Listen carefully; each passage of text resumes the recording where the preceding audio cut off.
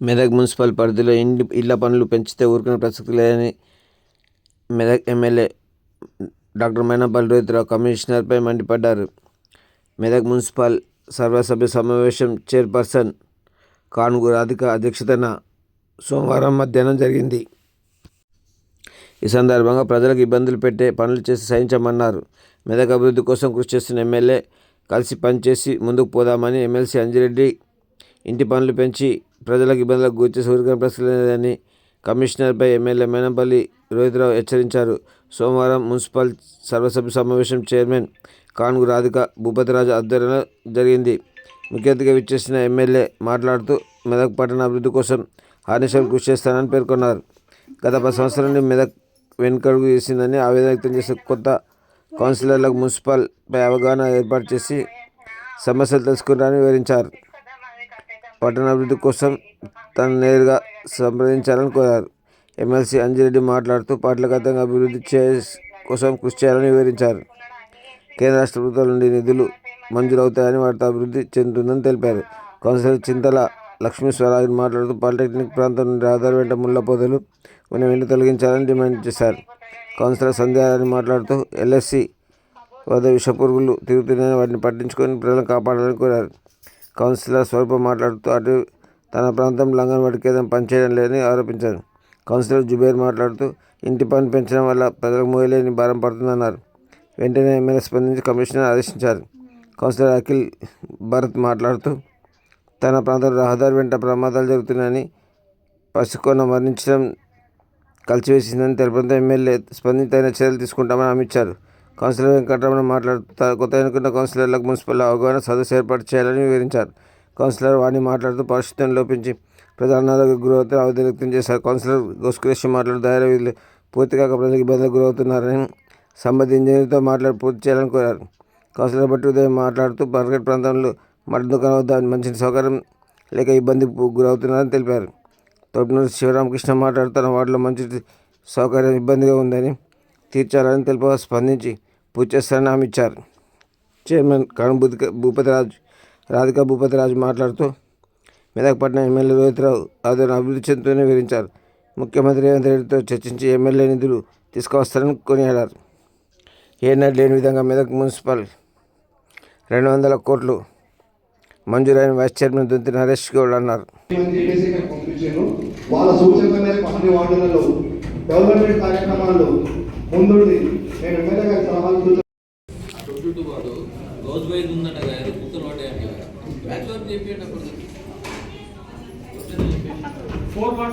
Main road sir, అది main road వాడుకున్నారు. Main road సమస్య ఇంతవరకు మున్సిపల్ చరిత్ర ఇంత పెద్ద ఫండ్ రాలేదు. 200 కోట్ల ఫండ్ ఉంది. మెదక్ అద్భుతం కాబట్టి సార్ అందరం కౌన్సిలర్కి రాబోయే టైంలో ఈ ఇంకా కౌన్సిలర్ అందరు ప్రతి ఒక్కరికి టీఆర్ఎస్ కానీ బీజేపీ కాంగ్రెస్ కానీ ప్రతి కౌన్సిల్ సభ్యులకి చాలా చాలా గుర్తింపు ఉంటుంది. గతంలో నా భూతో నాకు వచ్చేస్తారు. గతంలో ఎప్పుడు జరిగిన అభివృద్ధి జరగబోతుంది. మీరందరూ కౌన్సిలర్స్, మీరందరూ ఒకటే పార్టీ, ఒకటే పార్టీ, అందరూ ఒకటే ప్రజాప్రతినిధులు. బయట పార్టీలు వేరే, వీళ్ళందరూ ఒకటే కులం, ఒకటే పార్టీ, అందరు ప్రజాప్రతినిధులు. మీరు డెవలప్మెంట్ విషయంలో చేసుకోండి, అంతేగాని బయటకు పోయి మన పార్టీ మాట్లాడాలి. पार्टी के बारे में नहीं बात करना, डेवलपमेंट के बारे में बात करो, जॉब काम है, काम के लिए बात करो, ऑफिसर से बात करो. मेरा बोलने का एक ही साहब, स्टाफ को काम करने देना, स्टाफ को धागा नहीं डालना. धागा कोई भी नहीं डालना. ऐसा हम बोलने का वो है. ठीक है.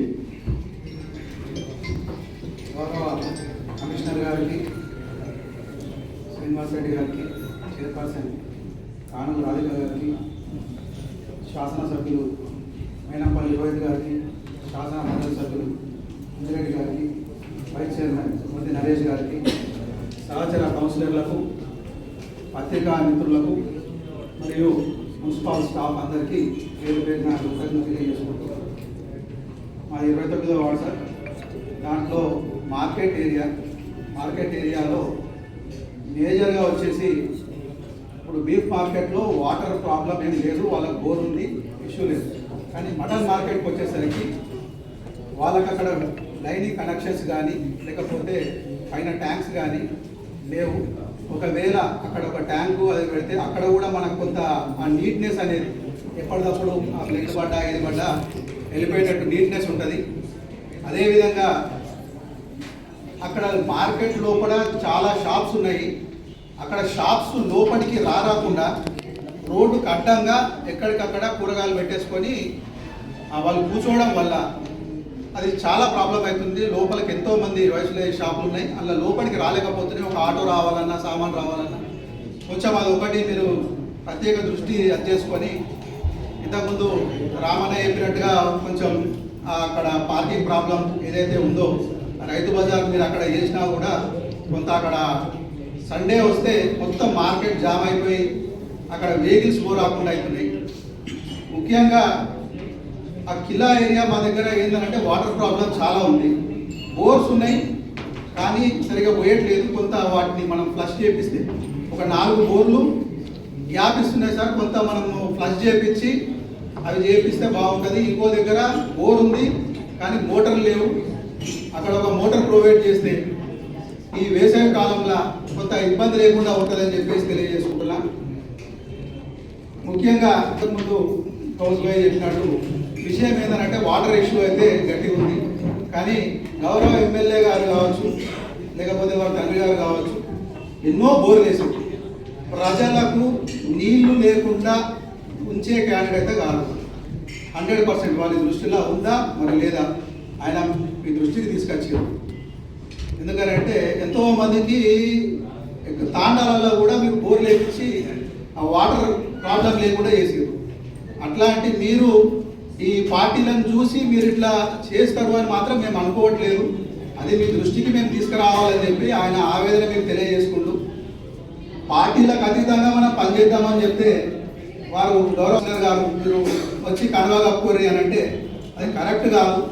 ఏదున్నా కూడా అందరం అభివృద్ధి కోసం పనిచేస్తున్నాం, అభివృద్ధి కోసమే పనిచేయాలని కోరుకుంటున్నాం. ముఖ్యంగా ఈ ఏవైతే వాటర్ ప్రాబ్లమ్స్ ఏవైతే ఉన్నాయో వాటితో పాటు ఒక అంగన్వాడీ స్కూల్ కూడా అవకాశం ఉంటే మా వార్డులో ప్రొవైడ్ చేయాలని చెప్పేసి మీ అందరికీ నేను కోరుకుంటున్నా. Thank you sir. కాబట్టి కొంచెం వెనుకం ఇప్పుడు అంటే కాబట్టి ఇందులో ఎలక్షన్ స్టార్ట్ అవుతుంది.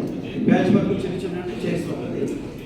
కాబట్టి రోడ్డు కాబట్టి ఎంత కాబట్టి తొందరగా రోడ్డు చేపిస్తే ఒక పని అయిపోతుంది. చాలా మీరు చెప్పిన వ్యక్తిన అన్ని రోడ్లు పెట్టాము, చాలా పెట్టాము.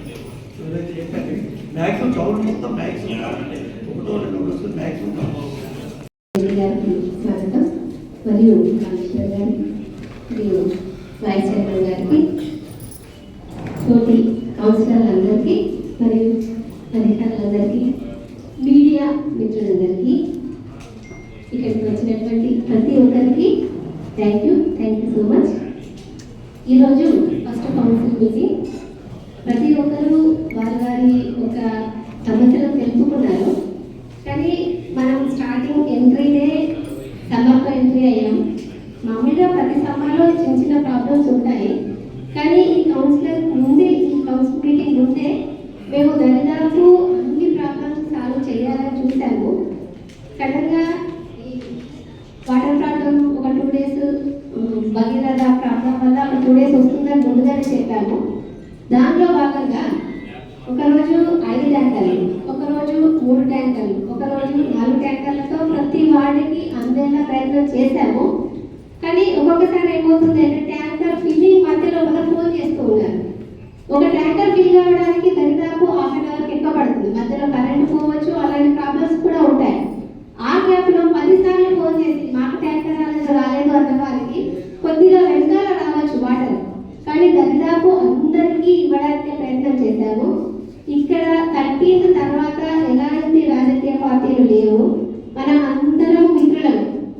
ఇక్కడైనా బయటైనా మనకు కావాల్సింది అందరికీ అభివృద్ధి, ఏ పార్టీ అని కాదు. మన గౌరవ ఎమ్మెల్యే గారు హనుమంతరావు గారు, మన ఎమ్మెల్సీ గారు మనకు ముందుండి నడిపిస్తారు. మనము వారి వెనకాల వెళ్ళి మెదక్ని అభివృద్ధి చేసుకుందాం. అంతేకాకుండా మనకి ఈ సీసీ రోడ్స్ చాలా అప్పుడు భగీరథ వల్ల తవ్వడం జరిగింది. వాటిని మళ్ళీ ఒకసారి మరి టెండర్ కాన్ఫరెన్స్ చేయడమో ఏదో ఒకటి రాబోయే రోజులలో వాటికి ఎవరికైతే ప్రాబ్లం ఉందో వాళ్ళ ఏరియాలలో ఒకసారి ఎలాగో మనం ఇప్పుడు అందరి వాళ్ళు దర్శిస్తున్నాం కదా, అప్పుడు అక్కడ ఉన్నటువంటి ప్రాబ్లమ్స్ సీసీ రోడ్స్ అయినటువంటి బోర్డులు అయినా వాటర్ ప్రాబ్లమ్స్ అయినా ఇంకా లైటింగ్స్ అయినా ప్రతి ఒక్క ప్రాబ్లమ్ని రాసుకోవడం జరుగుతుంది. ఇప్పటికి ఒక 4 వార్డులు పర్యటించాము. తర్వాత మిగతా వాళ్ళు కూడా త్వరలోనే 99 రోజుల యాక్షన్ ప్లాన్లో భాగంగా మనం వెళ్తాము. అందరం కౌన్సిలర్లను కలిసి చర్చిద్దాం. అలా ఒక్కరిలోనే నిర్ణయం కూడా తీసుకొని అవసరం లేదు, అందరం కలిసి చర్చిద్దాం. తర్వాత ఇంతకుముందు నేను వెళ్ళినటువంటి దాంట్లో కూడా బోర్డు ఫస్ట్ చేయాలని ఉంటుంది. తర్వాత కొత్త బోర్డుల నిర్మాణమా లేదా పాత వాటికే పైప్ లైన్స్ తీసుకొని రావడమా అనేటువంటిది మేము డిఈ గారితో కూడా చర్చించాము. అది కూడా ముందులో ఇంకా ఇంకొక 2-3 నెలల్లో కూడా మన వాటర్కి ఎలాంటి ప్రాబ్లం రాకుండానే ఆలోచిస్తున్నాము. తప్పకుండా అది కూడా తీరిపోతుంది. ఇంకా మీరు కోతులు అని అన్నారు కదా, కోతుల వల్ల మనము అంతకుముందు ఎలక్షన్ల ముందే మన సార్ గారి సూచనల మేరకు పట్టించారు. దాదాపు అప్పుడు ఒక 1200 వరకు పట్టుకొని వెళ్ళారు. కానీ మనం అంటే మరి ప్రేమతోనో ఏంటో మళ్ళీ నరసాపురం ఇక్కడికి వచ్చేసినాయి.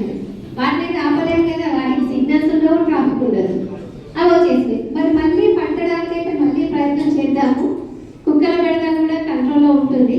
కానీ దయచేసి విజ్ఞప్తి ఏంటంటే కలుస్తున్నాయి అంటే కుక్కలు వస్తున్నాయి అంటే మనం తినే బిస్కెట్ కానీ అవి కానీ మన ఇంటి పరిసరాలను కూడా వేయకూడదు.